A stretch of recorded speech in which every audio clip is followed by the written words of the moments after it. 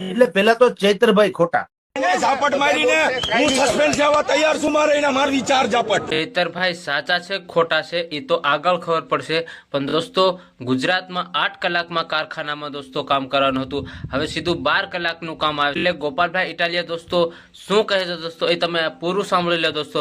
ને આ જગદીશ મહેતાએ દોસ્તો ચૈતરભાઈને શું કીધું ને હવે શું કહે છે દોસ્તો. તમે મજૂરો પાસેથી 8 ને બદલે 12 કલાક કામ લેવા ઈચ્છો છો? તમારા તલાટી મંત્રી પાસે 12 કલાક લેશો કામ? તમારા કલેક્ટર પાસે 12 કલાક ઓફિસમાં બેસાડ રાખશો? તમારા મામલતદાર, તમારા ટીડીઓ, તમારા રેન્જ ફોરેસ્ટ ઓફિસર, તમારા ડીડીઓ, તમારા પીઆઈ બેસાડશો 12 કલાક ઓફિસમાં?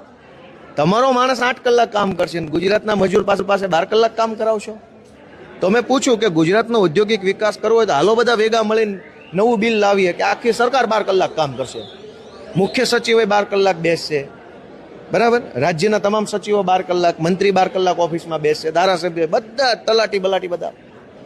મેં ઓન રેકર્ડ એમ કીધું કે ગામમાં તલાટી અઠવાડિયું આવતા નથી અને તમે મજૂરો પાસે 12 કલાક કામ કરાવો છો. તમારો તલાટી 2 કલાક તો આવે ગામમાં, પેલા જોઈ તો લે ગામજનો કેવો લાગે છે. એટલે આનો મેં વિરોધ કર્યો છે આ બિલનો, અને સરકારને વિનંતી કરી છે કે ભાઈ તમારે મૂડી રોકાણ ને ઔદ્યોગિક ને બધું મજૂરો માટે નથી, મજૂરોનું શોષણ કરનારા શેઠિયાઓ માટે કરો છો, અને ન કરવું જોઈએ, કેમ કે સરકાર મજૂરના મતથી બની છે, શેઠિયાના મતથી નથી બની. પણ વિધેયકમાં એક વાત સ્પષ્ટતાથી લખવામાં આવી છે કે કલાકો વધે છે તો દિવસો ઘટે પણ છે, અને સામે તમે જો જાવ તો 75ના 125 એટલે કે ડબલ પગાર કરવાની પણ વાત છે કે વધારાનું કામ જો એક્સ્ટ્રા ઓવર ટાઈમ થાય છે તો એ જોગવાઈઓ છે. અંદર કાયદામાં એવું પણ લખવામાં છે કે મહિલાઓ રાત્રે કામ કરે છે તો 10થી વધારે લોકોની બેચ હોવી જોઈએ, એમના માટે સુરક્ષા હોવી જોઈએ, વાહનમાં સુરક્ષા, જીપીએસ, આ બધું એમાં જોગવાઈઓ તો કરવામાં આવી છે. જોગવાઈ તો આ રાજ્યમાં શું નથી થઈ? જોગવાઈ કઈ વસ્તુની નથી થઈ? હારા રોડ બનાવવાની જોગવાઈ છે જ ને, તો છે રોડ હારો. સરકારી શાળા બનાવવાની જોગવાઈ છે તો છે શાળા. શિક્ષકો મૂકવાની જોગવાઈ છે તો છે શિક્ષકો. સરકારી દવાખાના ખોલવાની જોગવાઈ છે દવાખાના. જોગવાઈઓ તો અહીંયા ધારો એવી કરી નાખે. અહીં 160ની ભાજપની બહુમતી છે. એક કાગળ, આ બિલ છે મારા હાથમાં, બરાબર, આ કાયદો છે નવો, આમાં જે લખી નાખે બહુમતીથી ભાજપ વાળામાં થપથપાવે પાટલી એટલે આ કાયદો બની જાય છે.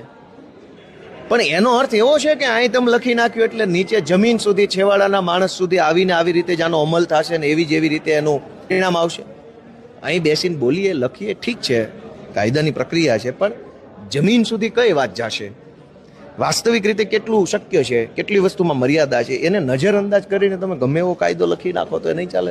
પેલા તો ચૈત્રભાઈ ખોટા એમ તમને કહું, રકજક થઈ ઇટ્સ ઓકે, સમજી શકાય, પણ પછી ચૈતર વસાવાએ છૂટો ગ્લાસ અને છૂટો મોબાઈલ એના ઉપર ફેંકો, મારવા માટે જ ફેંકો. એમ પેલામાં પેલી વાત તો કે ભાઈ ચૈતર વસાવાનું પાછું આ પેલું આવું નથી, અનેક વખત એને લાફા બાપા, હા, એવું બધું કર્યા કરે છે. એનાથી તમારી જાણ ખતર. આજે ને જે લોકો પોલિટિક્સના જાણકાર હોય એને ખબર હોય, પ્રજાને એમ લાગે કે આપણા માટે લડે છે, આપણા માટે નથી લડતા. દોસ્તો હવેનો વિડીયો જોવો. એટલે પેલા તો ચૈત્રભાઈ ખોટા, અને પછી એનાથી વધુ ખોટું તંત્ર. તમે જુઓ એને શું કર્યું તંત્રએ. ખૂન, કલમ કઈ લગાડી?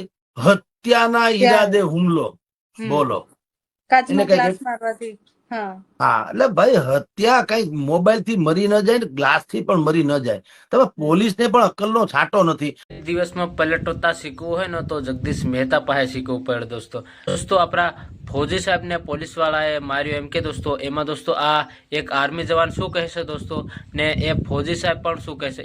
ઝાપટ મારીને હું સસ્પેન્ડ થવા તૈયાર છું. મારે એના મારવી 4 ઝાપટ. પછી જ આંદોલન બંધ થાય. મારે પણ મારવી, હું પણ સસ્પેન્ડ થાય, મારે પણ ફોજમાંથી સસ્પેન્ડ થવું. ઇન્ડિયન આર્મીના હાથ. હું જય હિન્દ, જય માતાજી નો હું હિંમતનગરથી પીડિત ફૌજી ઝાલા યશપાલસિંહ વાત કરી રહ્યો છું આપ સૌની સાથે.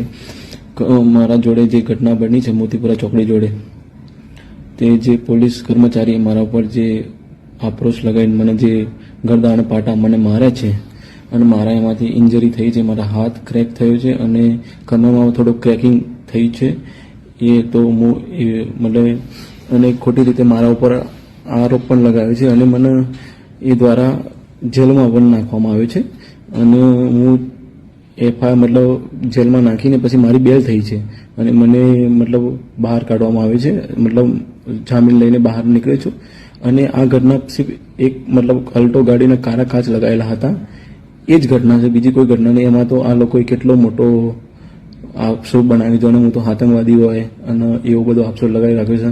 એટલે આ સૌને વિનંતી છે કે હું તમારી જોડે ન્યાય માગું છું, મતલબ એક ફૌજી જનતા જોડે ન્યાય માગે છે અને